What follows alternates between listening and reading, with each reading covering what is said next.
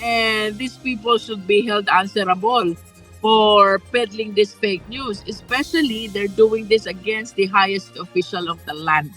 Maaring irekomenda ng House Triple Committee o TRICOM ang pagsampa ng kaso laban kay Attorney Harry Roque, ang dating presidential spokesperson ng Duterte administration. Ito ay matapos siyang ituro sa pagdinig ni Vicente Pebbles Conanan, isang online content creator na nasa likod umano ng paglalabas at pagkakalat ng polvoron video. Nakapaloob sa video ang isang lalaki na tila kahawig ni Pangulong Ferdinand Marcos Jr. na gumagamit ng iligal na droga. Kumalat ito sa social media bago ang State of the Nation address ng Pangulo noong July 2024. Gayunman, mariin itong pinabulaanan ng Malacanang at sinabing gawa ito sa artificial intelligence o deepfake. Ang TRICOM ang nagsasagawa ng pagdinig kaugnay ng pagkalat online ng fake news, misinformation, disinformation at cybercrimes.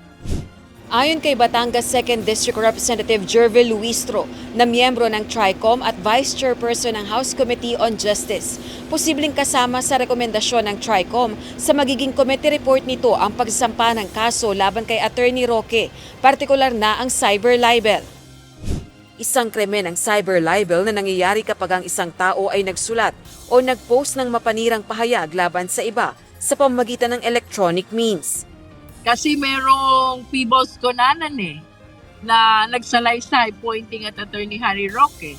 We have the government agencies also who are testifying na talagang deepfake yung polvoron video. So for the purpose of filing, I think sobra pa nga sa probable cause yung amount of evidence na nag-gather na nila. Walang maliwanag, may cyber libel dyan. Through the use of internet, is trying to make it appear that the president is actually using cocaine.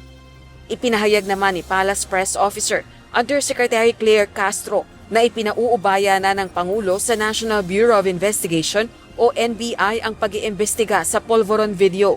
Binigyang diin din itong dapat managot kung sino man ang responsable dito. Nakausap natin ang Pangulo at sinabi po niya na hayaan na lang po natin ang ating mga law enforcement agencies, ang NBI, ang DOJ, ang magsagawa ng pag-iimbestiga patungkol dito. At kung mayroon dapat na managot, kung napakita talaga ang liability ng kahit sino dyan na involved, ay dapat lamang po siguro masampa ng kaso. Samantala, para kay Attorney Roque, walang legal value ang sinumpaang salaysay ni Pebbles Conanan laban sa kanya dahil sabi-sabi lamang anya ito at pawang espekulasyon o haka-haka lang. Rosa Lecuz, UNTV News and Rescue. Diyos ang aming sandigan, serbisyo publiko ang aming pinahahalagahan.